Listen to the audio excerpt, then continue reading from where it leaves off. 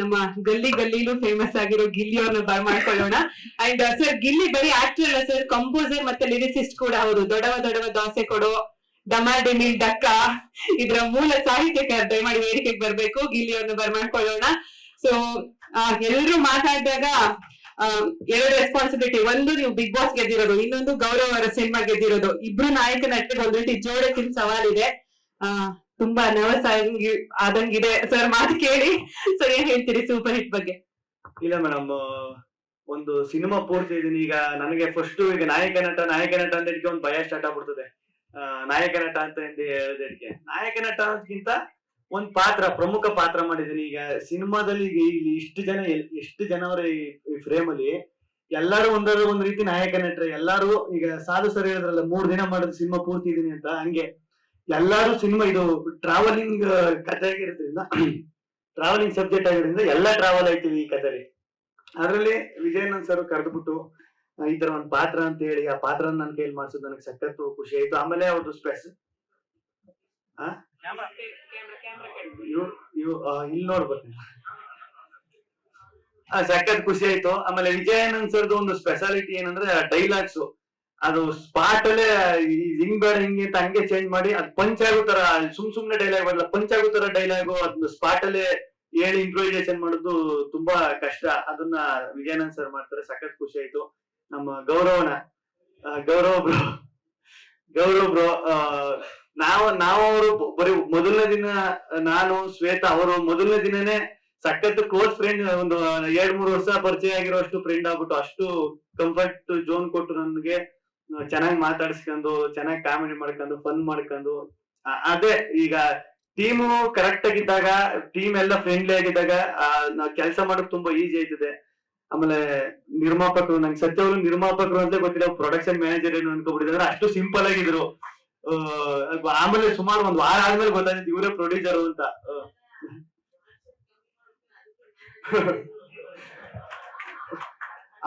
ಅವ್ರೆಷ್ಟು simple ಅಂದ್ರೆ ಟಿಟಿಲ್ ಬಂದು ಇಳಿತವ್ರೆ, ಟಿಟಿಲ್ ಬಂದು ಪ್ರೊಡ್ಯೂಸರ್ ಅಂತ ಇಲ್ಲ ಸರ್, ಅದು ಅರ್ಜೆಂಟ್ ಅದಕ್ಕೆ ಬಂದ್ಬಿಟ್ಟೆ, ಕಾರ್ ಹಿಂದೆ ಬದೈತೆ ಸರ್ ಅಂತ. ಅಷ್ಟು ಸಿಂಪಲ್, ಸಖತ್ ಖುಷಿ ಆಯ್ತು.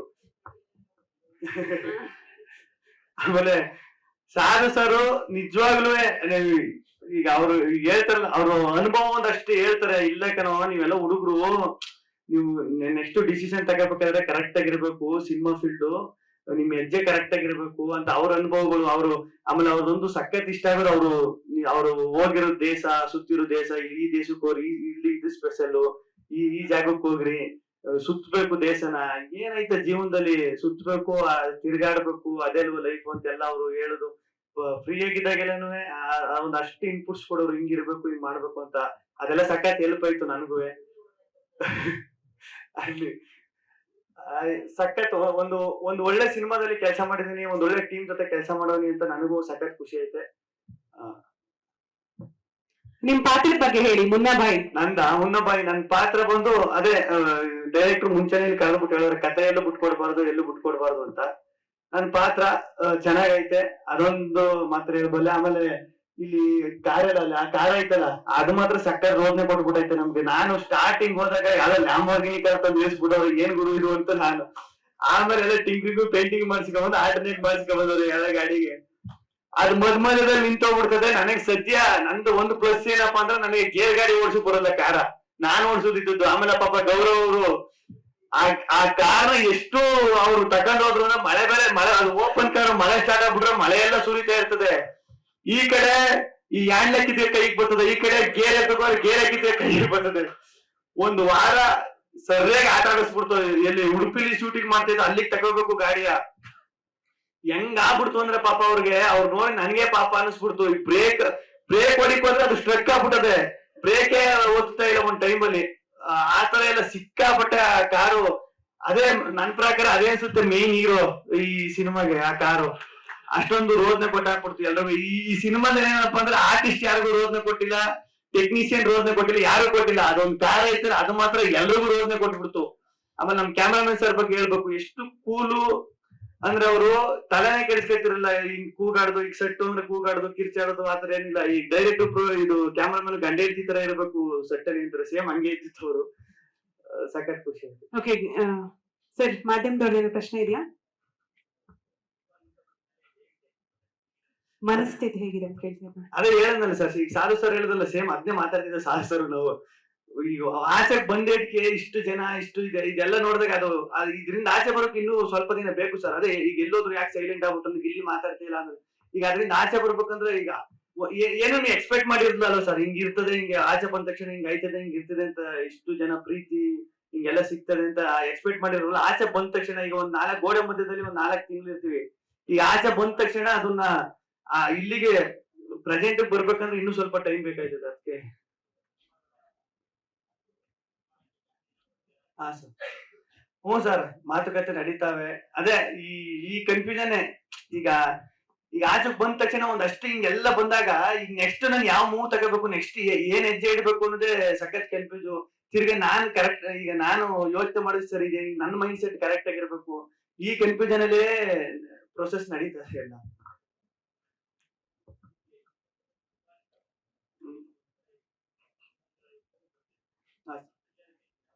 ಏನ್ sir personal life and professional life ನಡುವೆ ಪ್ರೆಷರ್ ಇದೆಯಾ ಕೇಳ್ತಿದ್ದಾರೆ ಸರ್. ಪ್ರೆಷರ್ ಅಂತ ಏನಿಲ್ಲ, ಏನಪ್ಪಾ ಅಂದ್ರೆ ಅದೇ ಈಗ ಪ್ರೆಷರ್ ಅನ್ನೋದಕ್ಕಿಂತ ಈಗ ಅದೇ ನಾನು ಮುಂಚೆನೆ ಹೇಳ್ದಂಗೆ ಪ್ರೆಷರ್ ಅಂತ ಅನ್ಸಲ್ಲ. ಅದು ಈಗ ಏನಂದ್ರೆ ಒಂದು ಜನರು ಇಷ್ಟೊಂದ್ ಜನ ಇಷ್ಟು ಪ್ರೀತಿ ತೋರಿಸ್ತವ್ರೆ, ಇದೆಲ್ಲ ನೋಡ್ಬಿಟ್ಟು ಖುಷಿ ಒಂದ್ ಕಡೆ ಆದ್ರೆ ಇದನ್ನ ಹೆಂಗ್ ಉಳಿಸ್ಕೋಬೇಕು, ನೆಕ್ಸ್ಟ್ ಏನ್ ಮಾಡ್ಬೇಕು ಅನ್ನೋದು ಒಂದ್ ಇರ್ತದಲ್ಲ ಸರ್, ಅದು ಯಾವಾಗ್ಲೂ ಕಾಡ್ತಾ ಇರ್ತದೆ. ಓಕೆ, ಯಾವ್ದಣ್ಣ ಬರ್ಬೇಕಾಗಿರೋ ದುಡ್ಡು? ಇಲ್ಲ, ಅದಕ್ಕೂ ಒಂದಷ್ಟು ಪ್ರೊಸೆಸ್ ಇರ್ತದೆ, ಅದು ಬರ್ತದೆ. ಇಲ್ಲ 100 ದಿನ ಎಲ್ಲ ಇರಲ್ಲ, ಬೇಗ ಬರ್ತದೆ. ಅಯ್ಯೋ, ನಾನ್ ತಗೊಂಡಿರೋದು ನನಗೆ ಗೊತ್ತಿಲ್ಲ, ನಾನ್ ಜಮೀನ್ ತಗೊಂಡಿರೋದು. ಓಕೆ, ಸೂಪರ್ ಹಿಟ್ ಪ್ರಮೋಷನ್ ಅಲ್ಲಿ ಹೇಗೆ ಇನ್ವಾಲ್ವ್ ಆಗ್ಬೇಕಂತ ಅನ್ಕೊಂತಿದ್ದೀರಾ ಅಂತ? ಅದೇ ಈಗ ಜನರಿಗೆ ಯಾವ ತರ ತಲುಪಬೇಕು, ಯಾವ ತರ ಇದ್ ಮಾಡ್ಬೇಕು ಅದ್ರ ಪ್ಲಾನ್ ಮಾಡ್ಕೊಂಡು ಸರ್. ಹಾ ಸರ್, ಹಾ ಸರ್, ಹಾ ಸರ್, ಹಾ ಸರ್, ಹಾ ಸರ್. ಅಲ್ಲ ಸರ್, ಅದೇ ಈಗ ನನಗೂ ಒಂದಷ್ಟು ಕೆಲಸ ಕಾರ್ಯಗಳವೆ, ಕೆಲಸ ಅದು ಇದು, ಅದೇ ಆ ಕೆಲಸದ ಒತ್ತಡಗಳು ಇದೆಲ್ಲ ಐತೆ, ಅಲ್ಲಿ ಇಲ್ಲಿ ಅಂತ. ಅದ್ರ ಮಧ್ಯ ಯಾವ್ಯಾವ ಏನೇನು ಅದನ್ನ ಪ್ಲಾನ್ ಮಾಡ್ಕೊಂಡು ಮಾಡ್ಬೇಕು ಸರ್. ಗಿಲ್ಲಿ 1 ನಿಮಿಷ. ಹಾ ಸರ್,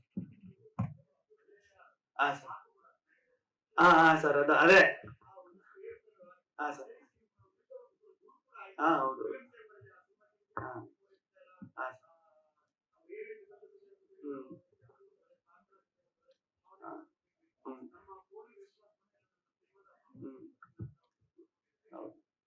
ಹ್ಞೂ ಸರ್. ಈಗ ಸಿನಿಮಾ ಆಗಿ ನನ್ನ ಪ್ರಕಾರ 2.5 ವರ್ಷ ಆಗಿರ್ಬೇಕು. ಅದ್ರಲ್ಲಿ ಆಕ್ಟಿಂಗ್ ಮಾಡಿ ನಾನು ಬೈಟ್ಸು ಕಳ್ಸಿದೆ ಸರ್. ಅಂದ್ರೆ ಬೈಟ್ಸ್ ಕಳ್ಸಿ ಎಲ್ಲ ಮಾಡಿದೆ, ಬಟ್ ಅದ್ ಯಾಕೆ ಹಂಗ ಆಯ್ತು ಅಂತ ಗೊತ್ತಿಲ್ಲ. ಪಾಪ ಅವ್ರಿಗೂ ಏನೋ ಮೋಸ್ಟ್ಲಿ ನನ್ನಿಂದ ನಾನು ಫೋನ್ ಎತ್ತಿರಿಗೆ ನನಗೂ ಒಂದಷ್ಟು ಕೆಲಸದ ಒತ್ತಡ ಇತ್ತಲ್ಲ, ಅದು ಅವ್ರು ತಪ್ಪಲ್ಲ ಸರ್. ಯಾಕೆ ಸರ್? ಇಲ್ಲ ಸರ್, ಬೇರೆ ಕೆಲಸಗಳಲ್ಲಿ ಒಂದಷ್ಟು ಬಿಜಿ ಆಗುತ್ತೆ. ಹಾ ಸರ್, ಹಾ ಹೌದು. ಇಲ್ಲ ಹಾ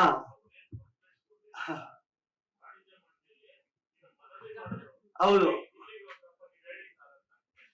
ಅದೇ ವಾಣಿಜ್ಯ ಮಂಡಳಿಗೆ ನಾನೇ ತಿರ್ಗಾ ಅದಕ್ಕೆ ಇನ್ನೊಂದು ನನ್ನ ಕಡೆಯಿಂದ ಏನು ಇದನ್ನ ಕೊಡ್ಬೇಕು ಅದನ್ನ ಕೊಟ್ಟೆ ಸರ್. ಓಕೆ,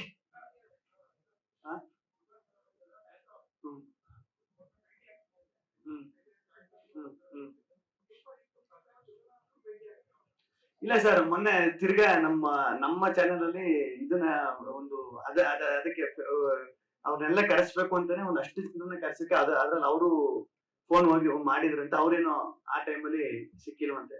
ಇಲ್ಲ, ಸಿಗ್ತೀನಿ ಸರ್. ಇದೆಲ್ಲ ಅದೇ ಈಗ ಸಡನ್ ಆಗಿ ಈಗ ಆಚೆಗೆ ಬಂದ್ಬಿಟ್ಟು ಏನ್ ಮಾಡ್ಬೇಕು ಸರಿ ಆಯ್ತು, ಇಲ್ಲಿ ಹೋಗ್ಬೇಕು, ಸರಿ ಅಲ್ಲಿಗೆ ಇದೊಂದು ಕನ್ಫ್ಯೂಷನ್ ಇರ್ತದಲ್ಲ ಸರ್. ಅದು ನನ್ ಪರಿಸ್ಥಿತಿಲಿ ನನ್ ಜಾಗದಲ್ಲಿ ಇದ್ದವ್ರಿಗೆ ಮಾತ್ರ ಗೊತ್ತಿರ್ತದೆ. ಅದು ಸಾಲು ಸರಿ ನೀಟಾಗಿ ಅರ್ಥ ಆಯ್ತು. ಅವ್ರು ಹೇಳಿದ್ರು ನನಗ್ ಗೊತ್ತು ನಿನ್ ಪರಿಸ್ಥಿತಿ ಏನು ಅಂತ. ಹಂಗೆ ಗಿಲ್ಲಿ 1 ನಿಮಿಷ.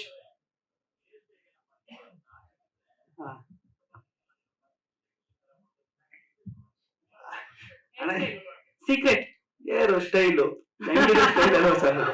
ಇದು ಸ್ಟೈಲ್ ಏನು? ನೀವೇಂದ್ರಲ್ಲ ಹೇರ್ ಸ್ಟೈಲ್ ಅಂತ. ಇದು ಸ್ಟೈಲ್ ಏನು? ಇದೊಂಥರ ಸ್ಟೈಲು, ನಿಮ್ದೊಂಥರ style. Gilli on lighter note ಎಲ್ಲರೂ ಪ್ರಶ್ನೆ ಕೇಳಿದ್ರು, ನಿಮ್ದೊಂದು ಡೈಲಾಗ್ ಇದೆಯಲ್ಲ ಮಾಮೂಲಿ ತುಂಬಾ ಕಡೆ ಹೇಳ್ತೀರಾ, ಅದು ಉದ್ದ ಡೈಲಾಗ್ ಇದೆಯಲ್ಲ, ಯಾವ್ದಂತ ನಾನ್ ಹೇಳ ನೀವ್ ಹೇಳ್ಬೇಕು. ಸುಮಾರು ಹೇಳಿದೀನಿ ನೋಡಿ. ಸರಿ, ಯಾವ್ದು ಹೇಳ್ತಾನ? ಬೇಡವಾ? ಓಕೆ, ಸೊ ಹೌದಾ, ರಿಲ್ಯಾಕ್ಸ್ ಆಗಿ sir,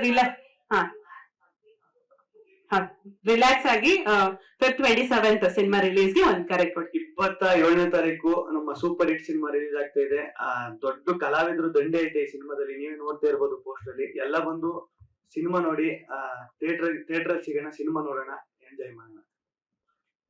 thank you so much Gilli, all the very best, super hit ಆಗ್ಲಿ ಅಂತ ಆಶಿಸ್ತೇವೆ. Thank you sir. ಒಂದ್ ನಿಮಿಷ, ಎಲ್ರು ಒಂದು ಗ್ರೂಪ್ ಪಿಕ್ಚರ್. ಸಾಧು ಸರ್, ನಮ್ಮ ನಿರ್ದೇಶಕರು ನಾಗೇಂದ್ರ ಪ್ರಸಾದ್ ಸರ್, ಗೌರವ್, ಶ್ವೇತಾ, ನಾಗಾರ್ಜುನ್ ಸರ್, ನಮ್ಮ ಟೆಕ್ನಿಷಿಯನ್ಸ್ ದಯಮಾಡಿ ಎಲ್ರು. ವಿಜಯಲಕ್ಷ್ಮಿ ಎಂಟರ್ಪ್ರೈಸಸ್ ಅಡಿ ಮೂಡ್ಬರ್ತಿರೋ ನಮ್ಮ ಸಿನಿಮಾ ಸೂಪರ್ ಹಿಟ್. ದಯಮಾಡಿ ಫೆಬ್ರವರಿ 27ಕ್ಕೆ ಎಲ್ಲರೂ ಥಿಯೇಟರ್ಗೆ ಹೋಗಿ ಸಿನಿಮಾ ನೋಡಿ, ನಮ್ಮ ಸಿನಿಮಾ ತಂಡನ ಪ್ರೋತ್ಸಾಹಿಸಿ.